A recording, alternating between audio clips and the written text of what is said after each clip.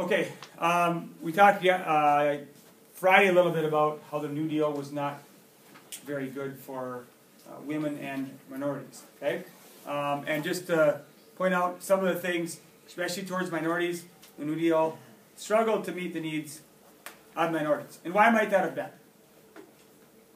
Because they were the lowest on the totem, I guess. Right. Women and minorities are considered the lowest on the totem pole, economic totem pole. You would help fathers out first and men out first because they're the main primary breadwinner. Then you'd help women. And then if you wanted to specifically help a group, you wouldn't help minorities right away, or FDR did not, because the society at large needed more help. Okay? When I was reading the book, it said that immigrants fared the best in this Great Depression because they were used to the poverty in their old country. That's very understandable if you think of where these immigrants are coming from, especially. A lot of them are Hispanic, coming from Mexico.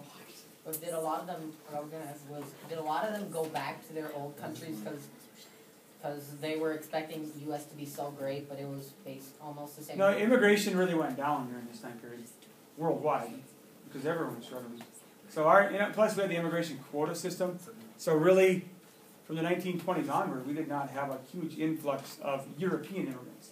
Most of our immigrants that came since 1920 are Hispanic and from countries struggling with either wars or... Did any emigrate? Go back? Some. I'm sure some. I don't have to pick. Yes. Every year people leave this country. No, like I was saying, was there a big wave? Not a big wave, but no, because you have to have the means to do that. Oh, okay. And they didn't have anything. So no. Okay. Crop production program allowed whites to fire or evict the blacks and Hispanics that were working in their acreage. Public works programs helped by providing employment, and that did not discriminate. If you were black, if you were Hispanic, if you were white, it didn't matter. Everyone was able to get jobs. New Deal figures convinced minorities that the government was on their side. 1934, Indian Reorganization Act gave American Indians greater control, and this also signified the end of the attempt at full assimilation. You know, the boarding schools and things like that. Okay. Okay, women at work. Position of women deteriorated in the 1930s. Jobs are lost at a faster rate than men. Hardly any New Deal programs are there just to help women. Progress in government, however. Frances Perkins, Secretary of Labor, was the first woman cabinet member. At this time, there's 15 cabinet posts. You have Secretary of Labor, you have the Attorney General, Secretary of Defense, Secretary of Treasury, you have Housing and Urban Development, Education, all those different things. Veterans Affairs, what's the newest one? Homeland Security. Homeland Security is the newest one, okay? Created after 9/11. Women are appointed at several other important posts. Eleanor Roosevelt became a model for activism. Eleanor Roosevelt is the first most important First Lady, if that makes sense. First ladies prior to Eleanor Roosevelt had a role in government, but a very minor one. Eleanor Roosevelt is the First Lady who pushed the envelope as far as the power First Ladies could have. And Eleanor Roosevelt had a lot.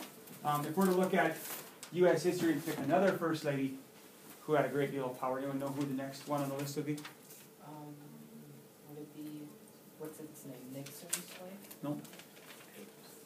Adam's wife? Maybe, if you're going to look back in time, definitely would be Adam's wife.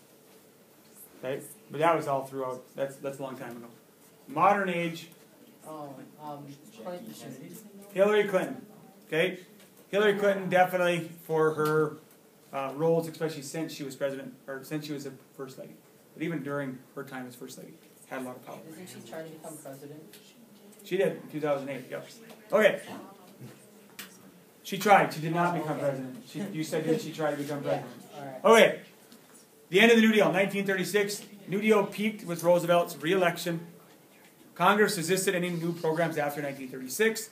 They thought the government had their hands in the economy enough. All right, the election of 1936. FDR's campaign. He attacked the rich, promised further reforms, defeated Republican Alf Landon. Democrats won lopsided majorities in both houses of Congress. FDR coalition. It is and what I mean by this is who came along with FDR and these New Deal programs to try to change and fix the Great Depression. The South, cities or urban areas, labor, ethnic groups, African Americans, and the poor. Okay. FDR wins a landslide election. 523 electoral votes to 8. The biggest landslide election in over 100 years.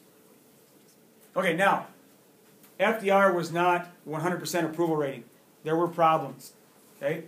And the Supreme Court was his biggest problem. Friday, we talked about 3 people that wanted more out of him or disagreed with him. Do you guys remember who any of them were? Yeah. Father James Coughlin. It was Townsend. Townsend. Yeah. And what? Huey Long. Huey Long. Those 3 guys. Okay, so if there is ever a question about was there any people who disagreed with FDR, or if there was some resistance, yes, there was. There was these 3 people and the Supreme Court. Supreme Court blocked several of FDR's first-term programs. The AAA and the NRA are 2 of them. Didn't they reinstate the AAA? Yeah, they rewrote the AAA and got reinstated. Okay, 1937, FDR sought the right to pack the court. This is known as FDR's court packing scheme. Okay, congressional protest of this forced a retreat. What is this scheme? I'm going to get into it. Okay, this emboldened FDR's opponents against him because if you want to pick one huge mistake FDR made, this is it. Okay, all right. I'll go back a slide. His court packing scheme. Has anyone read the chapter that know what this is? Yeah.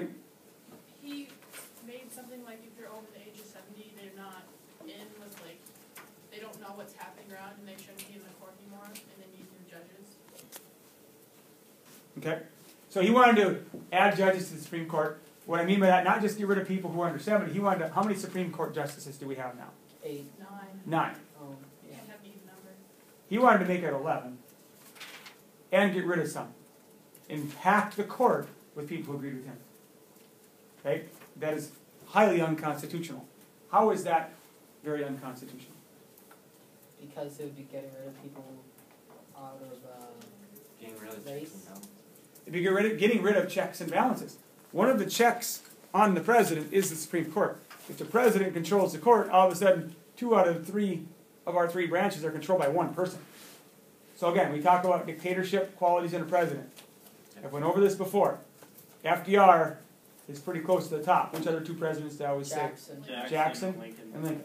Okay, these are my own theory, by the way. Don't go quote this as fact. But Jackson, Lincoln, and FDR are 3 of the closest to dictators we've had. And this really signifies it here with FDR. Okay.